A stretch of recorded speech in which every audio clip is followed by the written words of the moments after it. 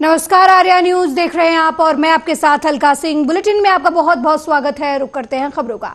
Jharkhand BJP के विधायक और पूर्व मंत्री जेपी पटेल बुधवार को कांग्रेस में शामिल हो गए। लोकसभा चुनाव और साल के अंत में होने वाले विधानसभा चुनाव के पहले जयप्रकाश भाई पटेल ने बीजेपी का साथ छोड़कर कांग्रेस की सदस्यता ली। झारखंड कांग्रेस प्रभारी गुलाम अहमद मीर जेपी पटेल पार्टी की सदस्यता उन्होंने उनको दिलाई। इस मौके पर कांग्रेस के प्रदेश अध्यक्ष राजेश ठाकुर, कांग्रेस विधायक दल के नेता आलमगीर आलम और कांग्रेस के राष्ट्रीय मीडिया प्रभारी पवन खेड़ा भी मौजूद रहे। कि ये झारखंड की आने वाली राजनीति के लिए आज का जो प्रकरण है, ये आज का जो इवेंट है, पटेल साहब का कांग्रेस में शामिल होना और हम सब के लिए एक बहुत बड़ा संकेत है। ये अपनी जबानी भी बोलेंगे कि ये क्यों भाजपा छोड़ के कांग्रेस में शामिल हो रहे हैं।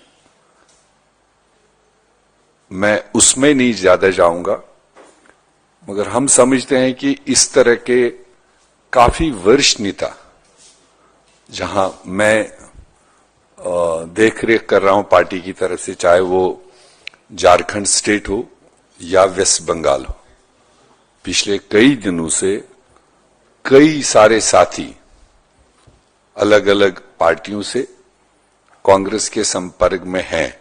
जो हमारी इनसे बातचीत हो रही थी लगातार भारत जोड़ो यात्रा के दौरान भी, जो इनकी एक कसमकस थी कि मैं जिस विचारधारा से आता हूं शायद कहीं गलत जगह फंस गया हूं, और एक लंबी लड़ाई लड़ रहे हैं आदरणीय राहुल गांधी जी, जो नफरत के बाजार में मोहब्बत की दुकान खोलने निकले हैं।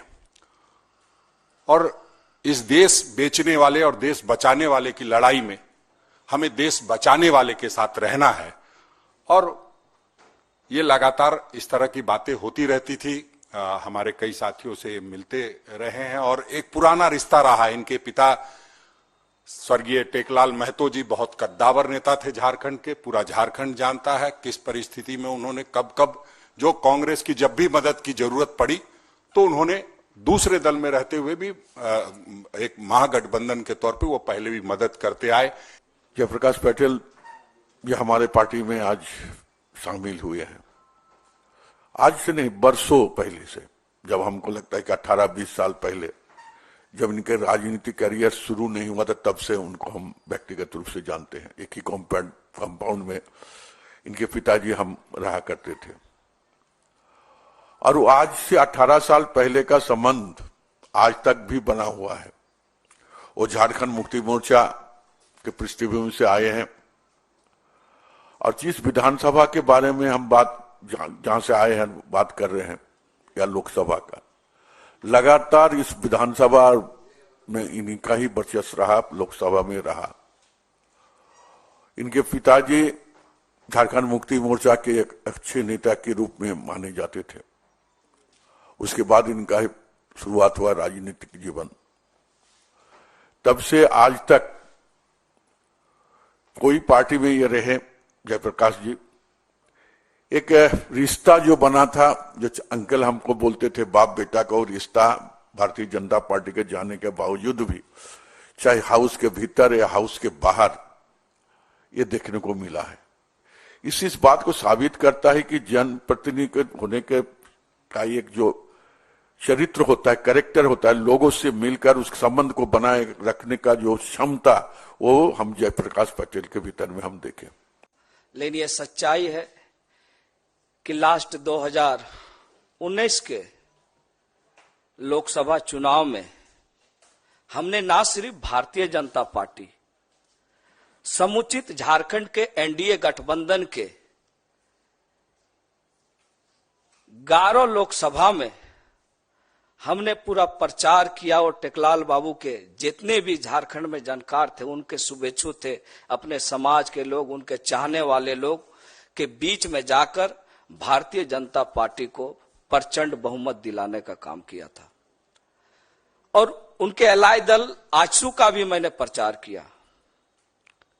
परिस्थिति कुछ ऐसी थी, हमें लगा कि कुछ हमें झारखंड के लिए, लोगों के लिए और हमारे पिता टेकलाल महतो जो झारखंड आंदोलन के एक अग्रणी योद्धा थे, आज झारखंड की राजनीतिक पृष्ठभूमि को खोजा जाए, राजनीतिक चर्चाएं अगर चलेंगे झारखंड अलग राज के आंदोलन को, तो स्वर्गीय विनोद बिहारी महतो, शिबू सोरेन के बाद तीसरे ये। वहीं जन अधिकार पार्टी सुप्रीमो पप्पू यादव दिल्ली के लिए रवाना हो गए हैं। ये तय माना जा रहा है कि उनकी पार्टी कांग्रेस में विलय करेगी। कांग्रेस पार्टी की ओर से उन्हें पूर्णिया सीट के लिए उम्मीदवार चयनित किया जा सकता है। इसके लिए वो दिल्ली जा रहे हैं और पार्टी के राष्ट्रीय अध्यक्ष से मिलेंगे। हालांकि पप्पू यादव ने मीडिया से बातचीत करने के दौरान खुलासा नहीं किया। उन्होंने कहा कि वो कांग्रेस में विलय करेंगे, लेकिन उन्होंने ये कहा कि दिल्ली जा रहे हैं, ये कांग्रेस को तय करना है कि उनके लिए सबसे पहले ज्यादा जरूरी है सीमांचल का पहचान बीजेपी खत्म कर रही है उसे वापस लाना। इसके लिए कोई भी कुर्बानी वो देने को तैयार हैं पप्पू यादव। आपको बता दें कि बीती रात लालू प्रसाद यादव और तेजस्वी यादव से मिलने के लिए गए थे। इस पर उन्होंने कहा कि वो लालू यादव के परिवार के हैं और उनके परिवार से मिलना कोई बड़ी बात नहीं है। तेजस्वी यादव ने जिस तरीके से 17 महीने में जो काम किया है वो अभूतपूर्व है। हम लोग इसी को लेकर जनता के बीच जाएंगे। किस सीट पर चुनाव लड़ेंगे, इस पर उन्होंने कहा कि पूर्णिया में एक एक व्यक्ति से मिले हैं और पूर्णिया ही उनका सब कुछ है।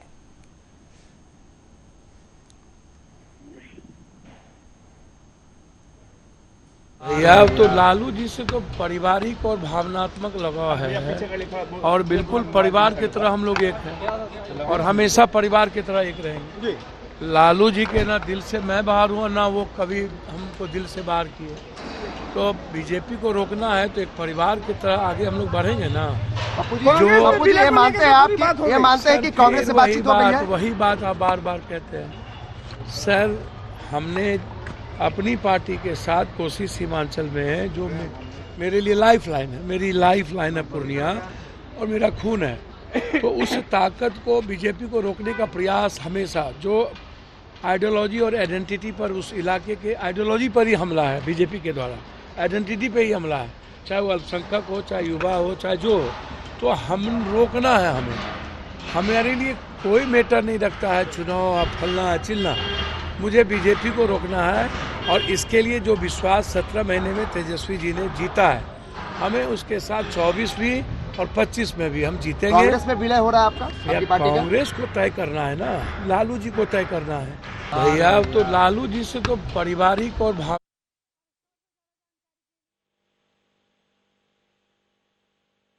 और इस खबर पर ज्यादा जानकारी के लिए बिहार से हमारे संवाददाता अनूप फोन लाइन पर जुड़ गए हैं। अनूप, पप्पू यादव को लेकर बड़ी खबर सामने आई है। वो दिल्ली गए हैं और ऐसा माना जा रहा है कि वो अपने पार्टी जन अधिकार पार्टी का विलय जो है वो कांग्रेस के साथ कर सकते हैं और पूर्णिया से चुनाव भी लड़ सकते हैं।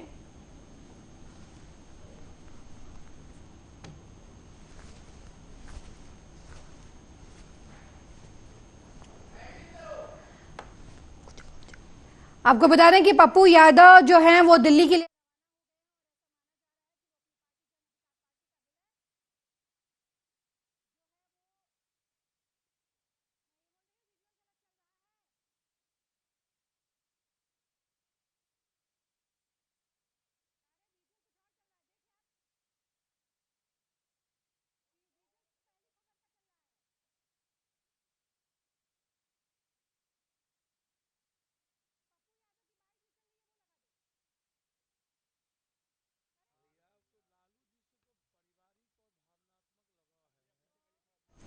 आपको बता दें कि सीमांचल की पहचान को लेकर पप्पू यादव ने लड़ाई की बात कही है। दिल्ली पहुंच रहे हैं और ऐसा माना जा रहा है कि वो अपने जन अधिकार पार्टी का विलय जो है वो कांग्रेस के साथ करवा सकते हैं और वो पूर्णिया से चुनाव भी लड़ सकते हैं। उन्होंने कहा कि वो पूर्णिया के एक एक लोगों से मिले हैं और उनके लिए पूर्णिया प्राथमिकता है। ऐसा माना जा रहा है कि कांग्रेस की तरफ से पप्पू यादव को पूर्णिया से लोकसभा का इलेक्शन जो है वो लड़ाया जा सकता है। आपको बता दें कि पूर्णिया सीट जो है वो बीजेपी के कब्जे में है और वहां से सेकंड नंबर पर कांग्रेस रही थी। और आपको बता दें कि मधेपुरा से पप्पू यादव पिछले लोकसभा चुनाव में चुनाव लड़े थे और तीसरे स्थान पर रहे थे। हालांकि अब उनके पूर्णिया से चुनाव लड़ने की बात हो रही है। बात ये भी हो रही है कि वो इंडिया गठबंधन का हिस्सा बन सकते हैं और कांग्रेस पार्टी में अपनी पार्टी का विलय करा सकते हैं। इसके लिए वो दिल्ली पहुंचे हैं। हालांकि उन्होंने जो गेंद है वो कांग्रेस के पाले में डाली है। उन्होंने कहा कि वो अपने बीजेपी को हराने के लिए 2024 के लोकसभा चुनाव में कोई भी कुर्बानी देने को तैयार है, यानी अपनी पार्टी का विलय भी वो कांग्रेस पार्टी में करा सकते हैं। इसके पहले पप्पू यादव ने राजद प्रमुख लालू प्रसाद यादव और तेजस्वी यादव से मुलाकात की थी।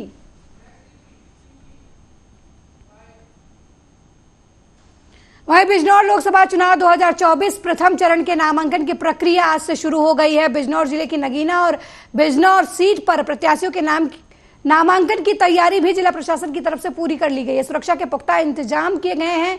विकास भवन से लेकर नुमाइश भवन तक बैरिकेडिंग की गई है। 4 सीओ, 14 थाना प्रभारी और 247 पुलिसकर्मियों को सुरक्षा में तैनात किया गया है। दरअसल लोकसभा 2024 आम चुनाव की प्रक्रिया शुरू हो चुकी है। बिजनौर जिले की बिजनौर सीट और नगीना लोकसभा सीट पर 19 अप्रैल को मतदान किया जाएगा। इसके लिए प्रत्याशियों के नामांकन की प्रक्रिया 20 मार्च यानी आज से शुरू हो चुकी है। कलेक्ट्रेट परिसर में जिला अधिकारी न्यायालय में नगीना लोकसभा के लिए नामांकन दाखिल किए जाएंगे, जबकि एडीएम प्रशासन के कोर्ट में बिजनौर लोकसभा सीट के लिए प्रत्याशियों के नामांकन दाखिल किए जाएंगे और इसको लेकर प्रशासन की तरफ से सुरक्षा के पुख्ता इंतजाम किए गए हैं। हमारे निर्वाचन प्रक्रिया के जो नामांकन का कार्य होता है, आज उसका प्रथम दिन है। आज मेरे द्वारा नोटिफिकेशन जारी किया जाएगा, औपचारिक नोटिफिकेशन इलेक्शन का। हमारे यहाँ 2 लोकसभा क्षेत्रों का नामांकन होगा, बिजनौर और नगीना। बिजनौर के लिए सीडीओ साहब रिटर्निंग ऑफिसर होंगे और नगीना के लिए मैं स्वयं रिटर्निंग ऑफिसर होऊंगा। दोनों हमारे न्यायालय एडीएमई के और हमारे न्यायालय को नॉमिनेशन रूम के रूप में प्रयोग किया जाएगा। नॉमिनेशन से संबंधित समस्त व्यवस्थाएं हम लोगों ने पूर्ण कर ली है। सभी जगह सीसीटीवी कैमरे लग गए हैं। फोर्स की डिप्लॉयमेंट की गई है, मजिस्ट्रेट की डिप्लॉयमेंट की गई है। जो भी बैरिकेडिंग कराने का आयोग का दिशा निर्देश है, उसके क्रम में बैरिकेडिंग करा ली गई है। आज से हम लोग नामांकन प्रक्रिया के लिए पूरी तरह से तैयार है। इसके अलावा भी जो मतदान संबंधित अन्य तैयारियां होती हैं, जैसे जो हमारी पोलिंग पार्टी का डिप्लॉयमेंट होता है, विभिन्न जो हमारे व्यय अनुरक्षण से संबंधित टीमें हैं, एफएसटी, एसएसटी, उन सब का डिप्लॉयमेंट होता है, कंट्रोल रूम होता है। ये सभी प्रक्रिया समय के अंतर्गत पूरी कर ली गई। हमारे निर्वाचन प्रक्रिया के जो नामांकन का कार्य होता है, आज उसका प्रथम दिन है। आज मेरे द्वारा नोटिफिकेशन जारी किया जाएगा, औपचारिक नोटिफिकेशन इलेक्शन का। हमारे यहाँ 2 लोकसभा क्षेत्रों का नामांकन होगा, बिजनौर और नगीना। बिजनौर के लिए सीडीओ साहब रिटर्निंग ऑफिसर होंगे और नगीना के लिए मैं स्वयं रिटर्निंग ऑफिसर होऊंगा। दोनों हमारे न्यायालय एडीएमई के और हमारे न्यायालय को नॉमिनेशन रूम के रूप में प्रयोग किया जाएगा। नॉमिनेशन से संबंधित समस्त व्यवस्थाएं हम लोगों ने पूर्ण कर ली है। सभी जगह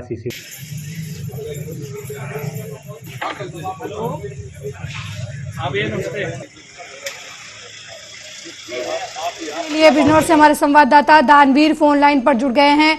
दानवीर, बिजनौर में आज से नामांकन शुरू है, क्या कुछ सुरक्षा के इंतजाम किए गए हैं प्रशासन की तरफ से?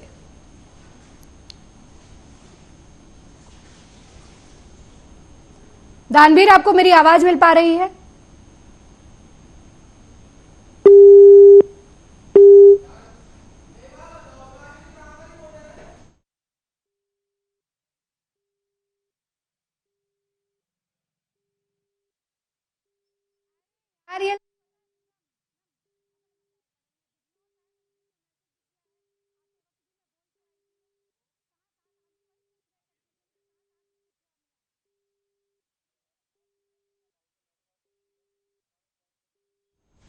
वहीं सिसैलो बैग कंपनी की लापरवाही के चलते आज फिर बड़े पैमाने में गेहूं बारिश के पानी में भीग गया। मामला धनोरा के दौंदावनी गांव में बने साइलो बैग का है, जहां पर तस्वीरों में देख सकते हैं कि साइलो बैग स्थित व्यापक इंतजाम न होने की वजह से विभाग की तरफ से जो गेहूं कलेक्ट किया गया है वो भीग रहा है। इसके पहले भी गेहूं सड़ने का मामला सामने आया था, बावजूद इसके यहां पर सुधार नहीं किया गया है। देखना यह भी है कि इस पूरे मामले में अधिकारी क्या कार्रवाई करते हैं। आपको बता दें कि मौसम के बदलाव के दौरान बारिश की संभावना लगातार बनी रहती है। ऐसे में जो गोदाम है वहां पर गेहूं भारी मात्रा में रखे हुए थे बाहर बिना किसी व्यवस्था के। आप देख सकते हैं कि बारिश में किस तरीके से जो गेहूं है बाहर पड़ा हुआ है, किसी तरीके की उसे ढकने की व्यवस्था जो है वो नहीं की गई है। इसके पहले भी कई क्विंटल गेहूं जो है वो ऐसे गोदाम से सड़ने की खबर सामने आई थी और एक बार फिर बारिश में भीगने की वजह से लाखों टन गेहूं जो है वो खराब होते नजर आ रहे हैं।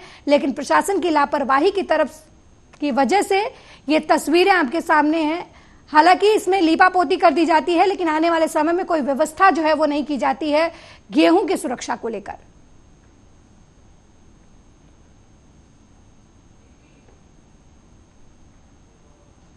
वहीं लोकसभा चुनाव के प्रथम चरण के लिए नामांकन प्रक्रिया का मुरादाबाद में आज से आगाज हो गया है। कलेक्ट्रेट परिसर को नामांकन के लिए पूरी तरीके से तैयार किया गया है। जिला निर्वाचन अधिकारी के पास नामांकन कराने वाले उम्मीदवारों को 3 सुरक्षा घेरे पास करने होंगे। पीएससी के साथ ही सर्किल ऑफिसर और मजिस्ट्रेट की ड्यूटी भी जिला निर्वाचन कार्यालय पर लगाई गई है।